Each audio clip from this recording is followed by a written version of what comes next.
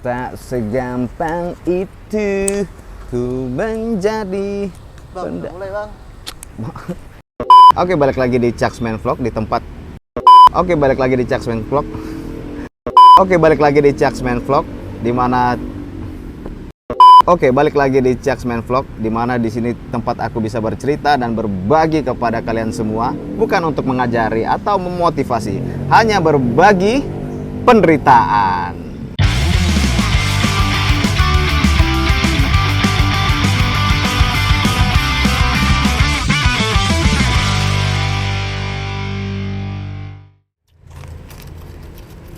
Apa nih? Konten apa nih? Mau cerita apa nih?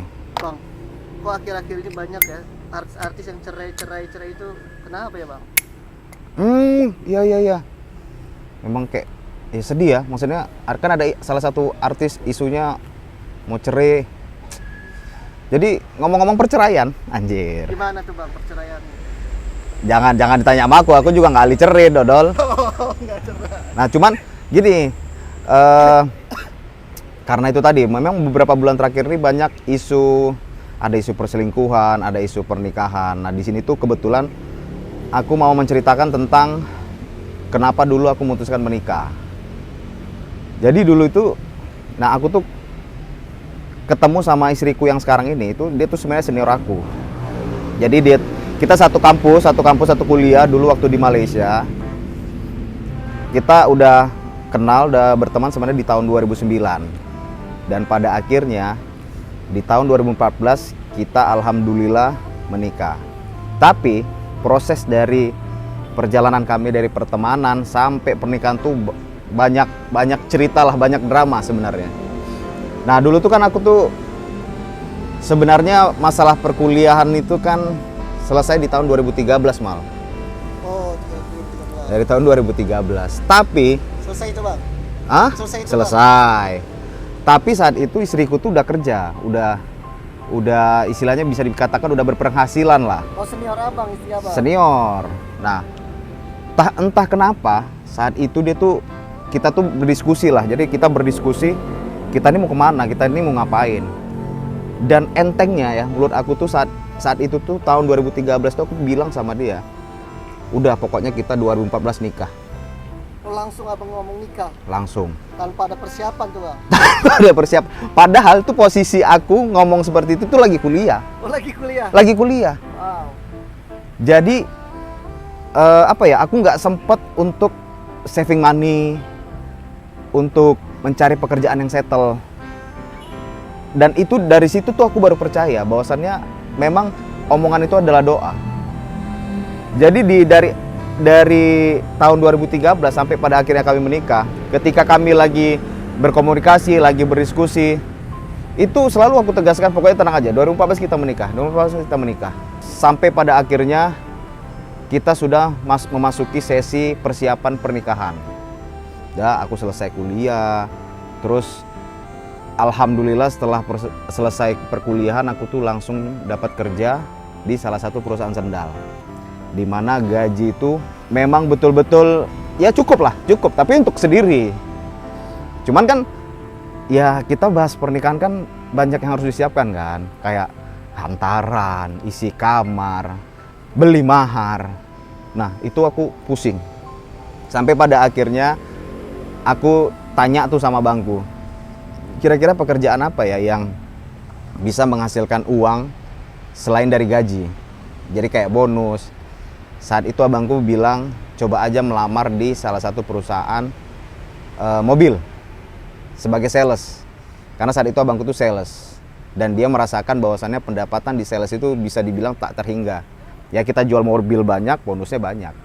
Jadi abang masih di Malaysia apa di Medan? Udah balik ke Medan.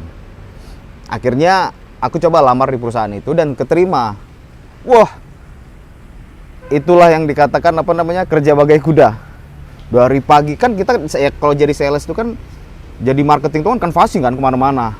Dan saat itu pasar mobil di kota, khususnya di kota Medan itu bisa dibilang udah dikuasai sama senior-senior terdahulu. Jadi customer itu udah dipegang sama senior-senior. Mau nggak mau, aku sebagai sales junior itu harus canvassing ke pinggiran. Wah itu naik motor berjam-jam tuh aku canvassing ke kampung-kampung, bagi-bagi brosur bos. Sampai pada akhirnya terkumpullah duit ini untuk persiapan pernikahan dan akhirnya kami menikah.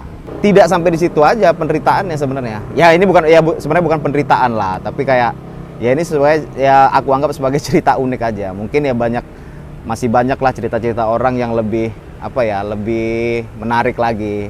Nah, saat kita nikah itu ya gimana, pendapatan gajiku masih pas-pasan kan, apalagi gaji yang aku dapatkan itu mau nggak mau kita harus bagi dua nih antara dapur dan kebutuhanku sehari-hari.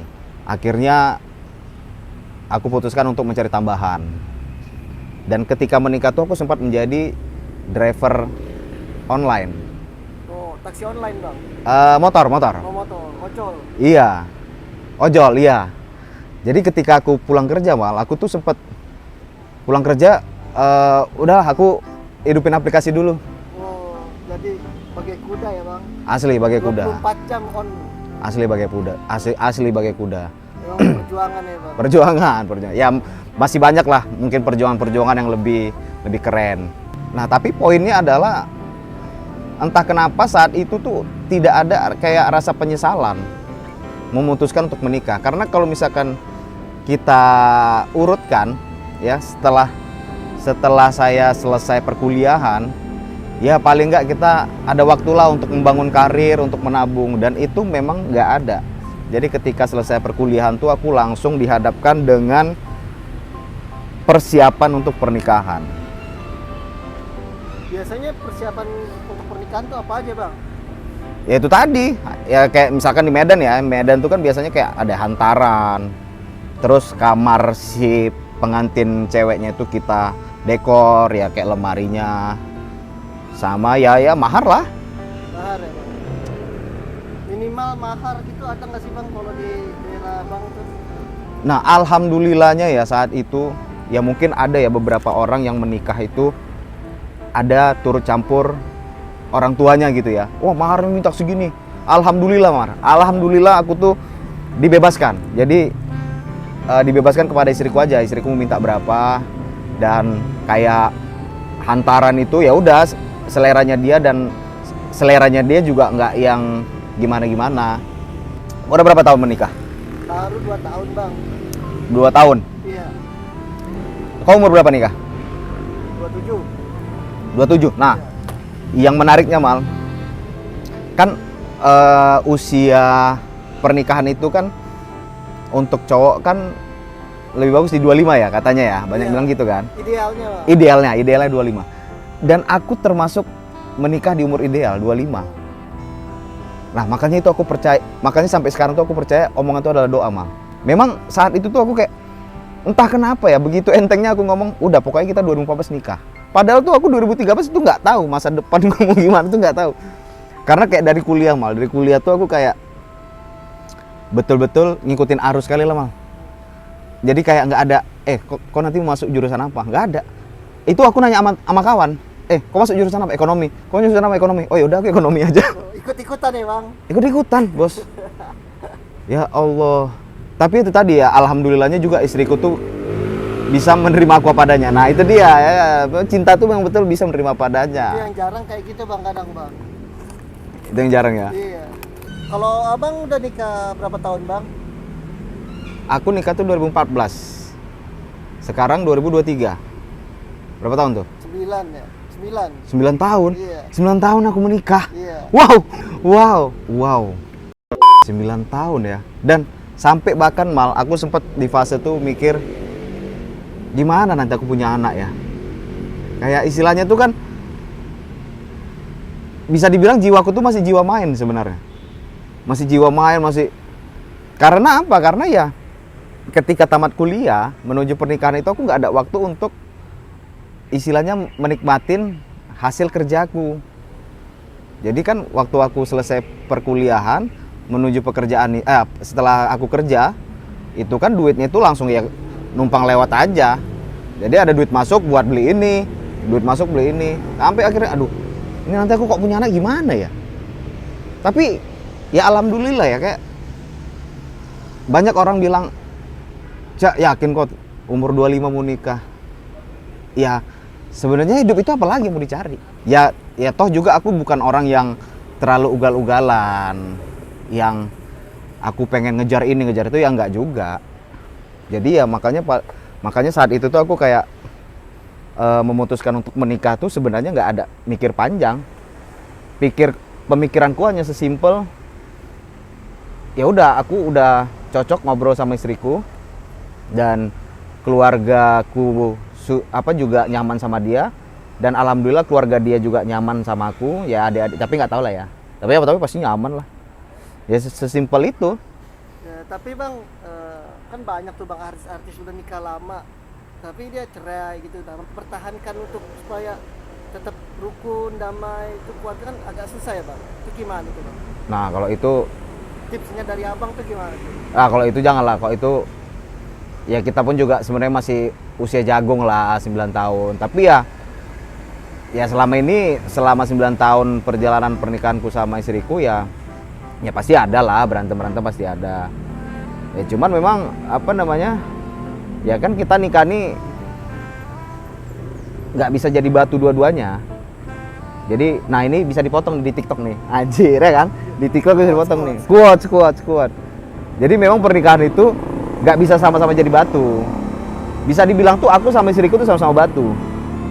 Tapi kadang-kadang memang ketika kita berantem harus ada yang bisa jadi air. Nah iya, jadi tak segampang itu nanti backsoundnya tuh. Ya tapi apa namanya ya, semua keluarga itu kan punya masalahnya masing-masing. Jadi ya kita nggak bisa ngejudge, oh harusnya dipertahankan, harusnya komunikasi, nggak bisa. Jadi coba kayak kau kan punya masalah sendiri, keluargamu sendiri. Dan aku sebenarnya paling nggak bisa kalau misalkan orang nanya, Cak gimana ya ini istriku gini, ya nggak bisa disamain. Setiap orang tuh berbeda, sukunya berbeda, tipikal pemikirannya berbeda. Nggak bisa kita judge, jangan cerai lah apa, nggak bisa kita judge seperti itu. Nah jadi buat kawan-kawan yang ingin memutuskan menikah tapi maju mundur, udah bos, gas aja. Kalau memang udah ada yang cocok ya ini, dengan kata lain, kalau misalkan sudah ada calonnya, sudah apa namanya, keluarganya juga udah setuju. Jadi menurut aku Mal, pernikahan itu bukan siap atau nggak siap. Nah ini bisa jadi quotes lagi, potong TikTok nih. Bukan siap atau tidak siap, mau atau tidak mau.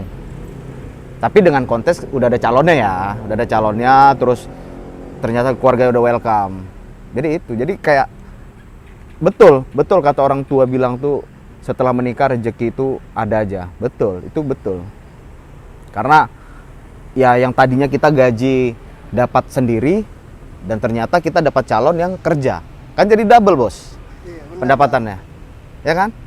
Tapi kadang-kadang ada yang nggak ada otak.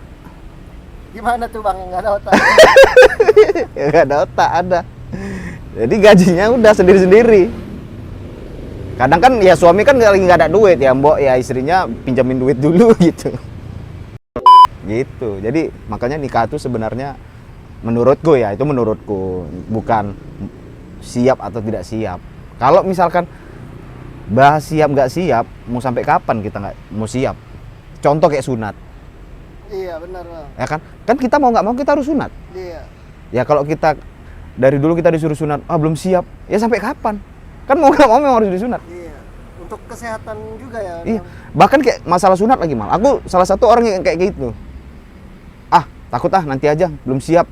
Ujung-ujungnya sunat juga kan? Sunat. Sampai pada akhirnya tuh tetanggaku, sahabatku, namanya Dinar. Saat itu dia sunat. Dia tuh junior aku Mal. Dia junior aku. Sampai aku berpikir, dia aja berani ya sunat, kenapa aku enggak?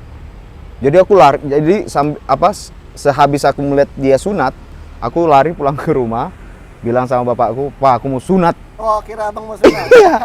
Enggak nih, ngomong-ngomong kenapa jadi sunat? Oh iya. Kenapa jadi sunat dari pernikahan nih bang? Enggak lah, kan konteksnya siap nggak siap. Oh siap. Jadi itu kalau buat kalian yang range-nya di 25-30 yang masih maju mundur nikah bos, nikah aja. Nikah. Karena ada aja rekan rezekinya ya bang ya? Akan ada. Kalau masalah mau mikir, aku mau ngejar karir, nggak akan ada habisnya karir. Sekarang misalkan kalian bilang ini sekarang karyawan biasa, kalian mau ngejar karir, dapat jadi supervisor, Oh, belum cukup, mau ngejar lagi. Jadi misalkan jadi apa? Kepala kantor. Nggak bisa habis. Tapi kan kalau kita menikah, istri kita doain. Terus yang tadi kita doain sama orang tua sendiri, mertua juga doain. Jadi banyak yang doain. Anjir, keren ya? Keren ya? Dan Gitu. ada aja bang, rezeki anak juga ada ya bang katanya bang. Oh, pasti ada. Itu pasti ada. Itu tidak bisa dipungkirin. Karena aku juga udah mengalami, Mal. Iya. Ya ketika tabungan nggak ada, istilahnya tidak terlalu se-prepare itulah tabungan. Tapi ketika anak lahir, alhamdulillah pas lagi ada. Banyak lah bang yang manfaatnya ya nikah ya bang, berarti bang. Banyak lah, banyak. Jadi nggak usah takut nikah lah. Quotes untuk orang-orang yang mau cerai itu gimana nih bang, biar mempertahankan hubungan nih bang? Waduh, quotes ya. Nah, Tadi kan udah banyak quotesku. ini kan tadi kan belum bang, yang buat orang-orang untuk supaya tidak cerai lah. Jangan pilih. Ada. Nikahlah kamu sebelum calon kamu dinikahi orang. Nah, itu. Oke, itu aja pendapat saya tentang pernikahan. Ketemu lagi nanti di episode berikutnya. Mungkin episode berikutnya apa nanti saya ngevlog tentang makan, apalah nanti kita cerita-cerita lagi seperti ini. Oke? Bye.